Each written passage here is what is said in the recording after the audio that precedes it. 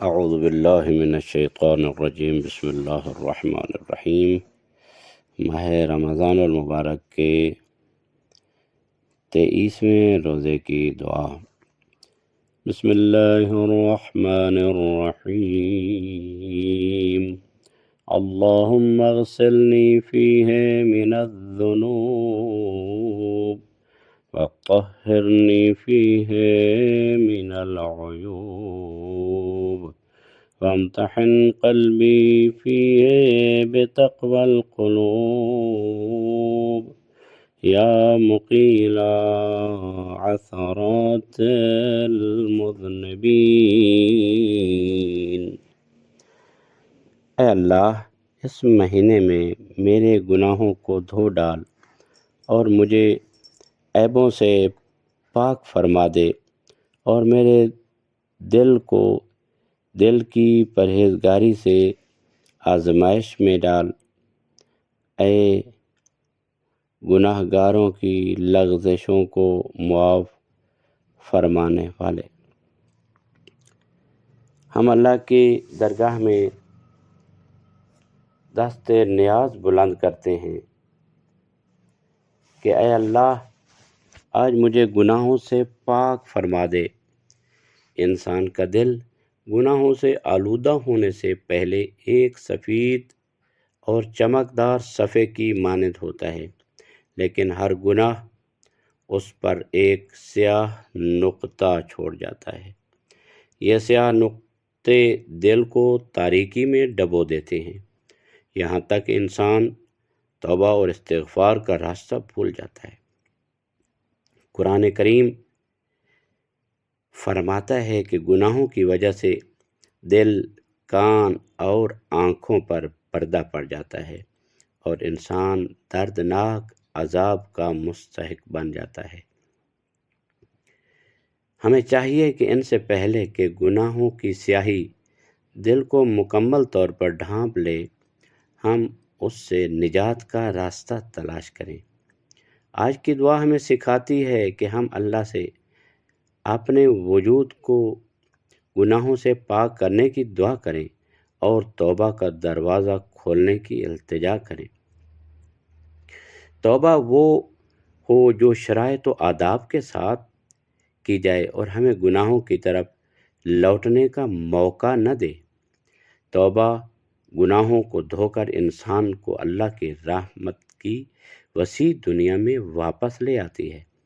وہ عوامل جو گنہگار کو اللہ کی طرف لوٹاتے ہیں، ان میں سے قرآن مجید کی تلاوت کرنا، پیغمبروں اور ائمہ معصومین علیہ السلام کے اقوال کا مطالعہ کرنا، تاریخ میں ظالموں اور گناہ گاروں کے حالات کو دیکھنا اور اپنے نفس کا محاسبہ کرنا، یہ تمام چیزیں شامل ہیں۔ گناہوں کا اثر نہ صرف دل پر ہوتا ہے بلکہ انسان کے چہرے اور ظاہر پر بھی پڑتا ہے۔ قیامت کے دن مجرم اپنے چہروں سے پہچانے جائیں گے۔ قرآن کریم میں بھی اس کی طرف اشارہ کیا گیا ہے۔ امام صادق علیہ السلام ارشاد فرماتے ہیں کہ گناہوں کی مختلف اقسام ہیں، جن میں ظلم، قتل کرنا، زنا کرنا، والدین کی نافرمانی کرنا اس جیسے گناہ ہیں جو انسان کو تباہی کی طرف لے جاتے ہیں۔ دعا کے دوسرے حصے میں ہم کہتے ہیں، اے اللہ، مجھے گناہوں سے پاک کر دے۔ کوئی انسان عیبوں سے پاک نہیں سوائے معصومین علیہ السلام کے۔ عیب دو طرح کے ہوتے ہیں، ظاہری اور باطنی۔ ظاہری عیب تو نظر آتے ہیں، لیکن باطنی عیب جیسے حسد ہے، تکبر ہے، بد اخلاقی ہے، غصہ، یہ تمام چیزیں انسان کے باطن کو خراب کر دیتے ہیں۔ ان عیبوں کو دور کرنے کے لیے نفس کے ساتھ سخت جد و جہد کی ضرورت ہوتی ہے، اور اکثر ایسا ہوتا ہے جو باطنی گناہ ہوتے ہیں وہ انسان کے لیے زیادہ ضرر کا باعث بنتے ہیں، کیونکہ باطنی گناہ انسان کی دنیا تو خراب ہوتی ہی ہے، لیکن باطنی گناہوں کے ساتھ انسان کی آخرت خراب ہو جاتی ہے۔ لہذا انسان کو بہت زیادہ جد و جہد کی ضرورت ہے، کوشش کی ضرورت ہے، اور اپنے نفس کے ساتھ جنگ کرنے کی ضرورت ہے۔ اسی وجہ سے کہا گیا ہے کہ اپنے نفس سے جہاد کرنا یہ جہاد اکبر ہے، اپنی برائیوں کو ختم کرنا جہاد اکبر ہے۔ حضرت بلال حبشی رسول اللہ صلی اللہ علیہ وسلم کے مؤذن، جن کی شکل و صورت اور زبان میں لکنت تھی، شکل و صورت بھی وہ ظاہر ہے کہ وہ حبشی تھے، کالے تھے۔ ایک مرتبہ ایک فصیح زبان شخص نے ان کا مذاق اڑایا۔ امیر المومنین علی ابن ابی طالب علیہ السلام نے ارشاد فرمایا کہ اگرچہ بلال کی زبان فصیح نہیں تھی، لیکن ان کے اعمال اور اس شخص کی فصیح زبان سے کہیں بہتر تھے۔ دعا کے آخری حصے میں ہم کہتے ہیں، اے اللہ میرے دل کو تقوی قلوب سے آزمائش میں ڈال، اے گناہ گاروں کی خطاؤں کو معاف فرمانے والی ذات۔ تقوی قلب دل کو شیطانی وسوسوں، ریا اور غرور سے بچانا ہے۔ یہ دل کو پاک رکھنے، اللہ کو یاد رکھنے اور قیامت کے دن کے حساب و کتاب کو ذہن میں رکھنے کا نام ہے۔ یہ تقوی قلب یہی ہوتا ہے کہ انسان ہر وقت ڈرتا رہے حساب قیامت سے، وہاں پر نامہ اعمال سے، کہ نامہ اعمال انسان کے کہیں بائیں ہاتھ میں نہ دیا جائے یا الٹا پشت کی طرف سے نہ دیا جائے، تو اس سے انسان ہر وقت ڈرتا رہے۔ امیر المومنین علیہ السلام فرماتے ہیں کہ جو شخص تقوی قلب کو اپنا شعار بناتا ہے وہ نیکی میں سبقت لے جاتا ہے اور اس کے اعمال رستگار ہو جاتے ہیں اور اس کے اعمال اچھے ہو جاتے ہیں۔ ہمیں اپنے دل کو گناہوں، عیبوں اور بری خواہشات سے پاک کر کے اللہ کے امتحان کے لیے تیار رہنا چاہیے۔ جیسے سونے کو پرکھا جاتا ہے اور اس کو آگ میں ڈالا جاتا ہے تاکہ وہ خالص ہو جائے، اسی طرح مومن کا عیار بھی تقوی قلب کے ذریعے پرکھا جاتا ہے۔ یعنی ہم جاتے ہیں سونا لینے کے لیے تو ان سے پوچھتے ہیں کہ یہ 24 عیار ہے، 20 عیار ہے، 22 ہے، یہ اس کا کیا ہے، اس کا عیار کیا ہے، یعنی خالص کتنا ہے اس میں۔ تو اسی وجہ سے جو سونا آگ میں ڈالا جاتا ہے وہ کندن بن جاتا ہے، وہ خالص بن جاتا ہے، اس میں کسی قسم کی خرابی اور کھوٹ نہیں ہوتا ہے۔ اسی وجہ سے انسان جب آزمائش میں پڑتا ہے تو انسان کا قلب جو ہے وہ خالص بن جاتا ہے اور تقوی اس کا بہترین منزل تک پہنچ جاتا ہے۔ اللہ تعالیٰ فرماتا ہے کہ جو شخص شعائر اللہ کی تعظیم کرتا ہے یہ تقوی قلب کی نشانی ہے۔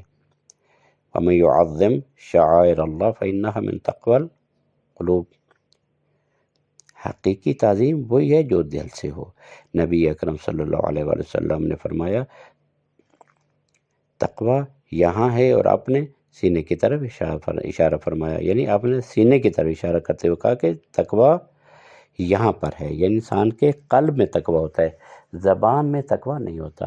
یعنی قلب سے ڈرے، اللہ کے مقام سے ڈرے اور اللہ کی جو عذاب ہے اس سے ڈرے۔ وجوہ یومئذ مسفرہ، یعنی ضاحکۃ مستبشرہ، وجوہ یومئذ علیہا غبرہ ترہقہا قترہ۔ یعنی یہ یاد رکھے کہ کچھ چہرے اس دن شادمان ہوں گے، خوش ہوں گے قیامت والے دن، اور کچھ چہرے ان کے منہ پہ کالک ملی ہوئی ہوگی اور ان کا چہرہ سیاہ ہوگا۔